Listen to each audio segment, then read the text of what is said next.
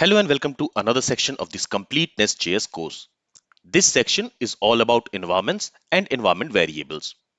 In this section of this course, we are going to learn about environment variables and understand its use in an SJS application. We will also learn how to create environment-specific environment variable files and load them dynamically. So, what is an environment variable? The environment variable is a key value pair that stores configuration settings. In an SJS application, they serve a crucial role in managing configurations across different environments like development, testing, production, etc., without hard coding sensitive information into the application source code. Now, before we talk about why environment variables are important, let's first understand why we create environment variables in an application. So currently what we are doing is we are creating a NestJS application, and currently we are in the development phase. So here when we are creating NestJS application, we are basically developing the application. So currently the environment is development. Currently we are using a development database. We are using our development machine as the development server for hosting our application. Right. Now, while developing this NestJS application, there are some settings which we are using, like the database name, the port on which our database is running, the host name, which is localhost for development. Then we also have other settings like credential for logging into our database and other application settings. So what we can do is currently we are hard coding all these settings in our NestJS application code. But now what we can do is we can create an environment file which is going to store all the configuration settings which we need for development. After the development, we might want to move our application to staging or testing. And after testing, we will move our application to production. Right. So at that time, for the testing, the environment will be testing or staging. And for the production, the environment will be production. And for testing and production also, we might have different settings. So for example, we will have a different database for production and a different database for testing. We will have different credentials for logging into a test database or a production database. So to store all those settings related to testing and production, we will have a different environment file which will store configuration settings for test environment and the production environment. Okay. And what we might want to do is when our application is running in development mode, that time we want to load the development settings for our application. When our application is running in test mode or when it is in staging, at that time we might want to load the test settings. And when our application is in production, at that time we might want to load the production settings. And all this we can do by creating a file which is going to store the environment variables for different environments, for testing, for production, and for development. So here I am in our NestJS application. Here if I go to source folder, and in there, if we go to app module file, in there you will see we are specifying the application settings inside this use factory method. Right, so here we are specifying the type. The type is Postgres. We are specifying autoload entities as true, synchronization as true. The host which we are using for development is localhost. The port on which our database is running is 5432. Then the credential for logging into the database is this username and password. And then the database name is NestJS. So these are the settings which we are using for our NestJS application when we are running it in development mode. Now the problem here is when we will check in this code to a code base like GitHub, these settings, these credentials and the database name and the port, all these settings will be visible to the user who has access to the GitHub repo. So here we are hard coding these settings in our application code itself. Now, instead of doing this, what we can do is we can create an environment file. So for that, what I'm going to do is in the project root folder, I'm going to create a new file and I'm going to call it as .env. This .env is a file which is going to store all our environment variables for a given environment. And we can have different environment files. We can have different .env files for different environments, which can store the environment specific settings. Here, for now, I'll simply create one environment file and I'm calling it as .env. And this environment file is going to store all our application settings. And for storing the application specific configuration settings, we create environment variables. Environment variables are nothing but key value pairs, and these are string values. So for example, here let me go and let me create one environment variable and I'll call it as env underscore mode. And here I'm going to set it to development. Okay. So this key, it is also a string value, and this value which you see here, this is also a string value. If you want, you can also wrap it within quotes like this. So in this way also, you can specify a string value. But I'm not going to use these single quotes here. Okay, let me save the changes. And in this way, we have created an environment variable.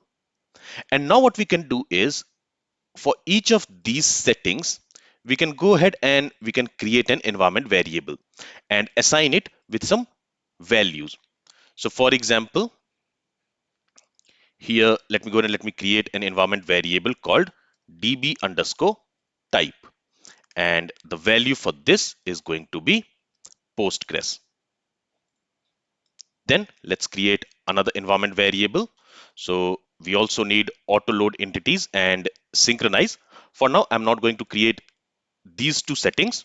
Let's create host, port, username, password, and database. So I'm going to create db underscore host. This is going to be localhost. Then I'm going to create db underscore username. So for the username, let me copy this value, Postgres, and let's assign it here. Then let's create another environment variable called db underscore password. And to this, I'm going to assign this password. And we're also going to create a database name. So I'm going to create another environment variable called db underscore name. And to this, I'm going to assign this string value NestJS. Okay, let me save this file. So here what we have did is we have created an environment file. We are calling it as .env, and inside that environment file, we have created some environment variables. This is one environment variable whose value is development. This is another environment variable whose value is Postgres. This is another environment variable whose value is localhost, and so on. So in this way, we have created an environment file, and inside that, we have defined some environment variables. Now, we will use these environment variables inside this app module.ts file, and I'll show you how we can do that in our next lecture. In this lecture, I just want to explain what is an environment variable and why we might want to use it. So as we learned, in an environment file, we store configuration settings as a key value pair for different environments. And in this way, we avoid hard coding the sensitive information in the application code. Now, what we need to do is inside this app module.ts file where we are hard coding the value for these settings, instead of hard coding it, we are going to read the value from environment variables and we are going to use that here. Okay, so here we have created a file which stores all the environment variables of our application. And now we might want to read these environment variables and use it in our application code. For that, we need a package that can load these environment variables from this .env file and attach it to the process.env of NestJS application.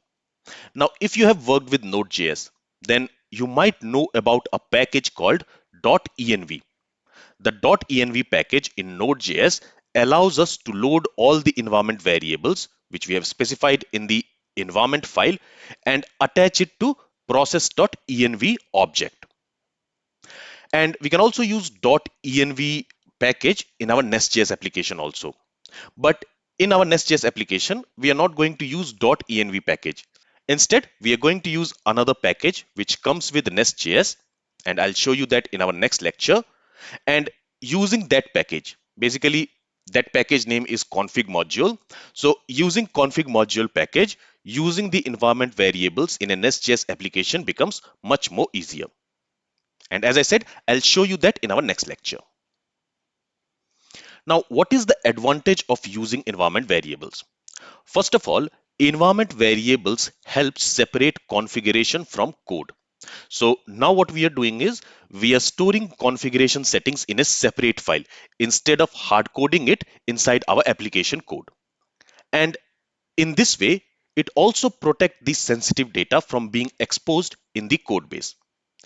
So when we hard code the configuration settings in the code, and when we will check our NestJS application in the code base like Git, then whoever has access to that Git repo, they can view that sensitive data like the credential for logging into the database and the database name, etc. So to avoid that, we have created an environment file where we are creating the environment variables which is storing the sensitive data. Also, with the environment variables, the application maintainability become very easy, because now whenever we have to change some setting, we just have to change it in the .env file. We do not need to change it at multiple places where we want to use that setting. And this also makes application become more adaptable to different environments. Now, one thing which you need to remember is when we check in our NestJS application code to a code base like GitHub, at that time, we should not check in the .env file. Okay, so while checking your code to Git or any other code base, we should not check in environment variable file like .env file to the code base. If you commit this file to a public code base like Git repository, anyone can access this sensitive data, and this can lead to serious security breaches.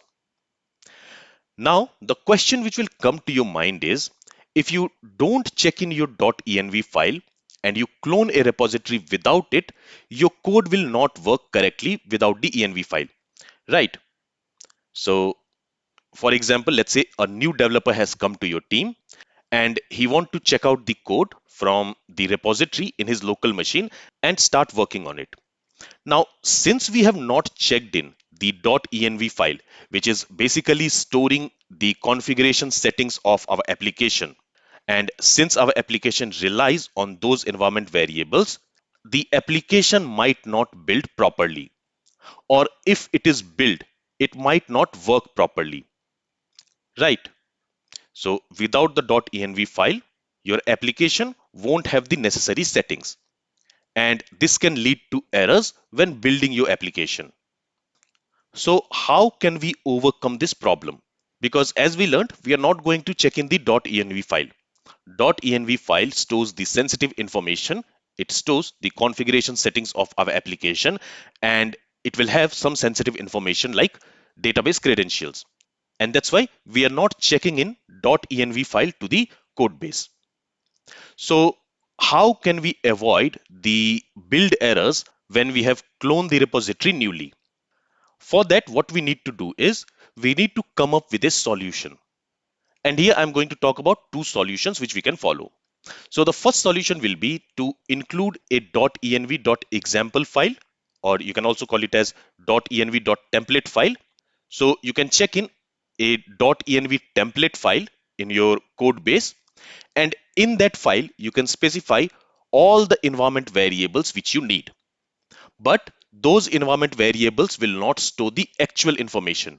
Instead, it will store some placeholder, or it will store some dummy data which you need to replace after you have cloned the repository. You need to replace that data with the actual information. Okay, so when someone clones the repository, they can copy .env.example to .env file, and there they have to fill the correct values for their environment variables. And this ensures that developers know which environment variables are needed. Another solution would be to clearly document the required environment variables in your project's readme.md file, or maybe using some other documentation. And this is especially important for complex applications which may have a lot of configuration settings. Okay, so there are two main things which you need to take away from this lecture. The first thing is we create environment files, and there we create environment variables to store sensitive data which we should not hard code in our application code. And while checking in our application code to a code base like GitHub, we should not check in the environment file which is storing the environment variables of our application. When a developer will clone the repository, at that time he has to specify all the environment variables which is required for the application to build, and there he has to fill all the required setting values in the environment file for each of the environment variables. And in this way we avoid any security breach, and we save our sensitive data required for the application to run from unauthorized access. So I hope now you know what is an environment variable and why we might want to use it in our application. Now in the next lecture, we will learn how to use the environment variables in our application code, which we have defined in the .env file. This is all from this lecture. If you have any questions, then feel free to ask it. Thank you for listening and have a great day.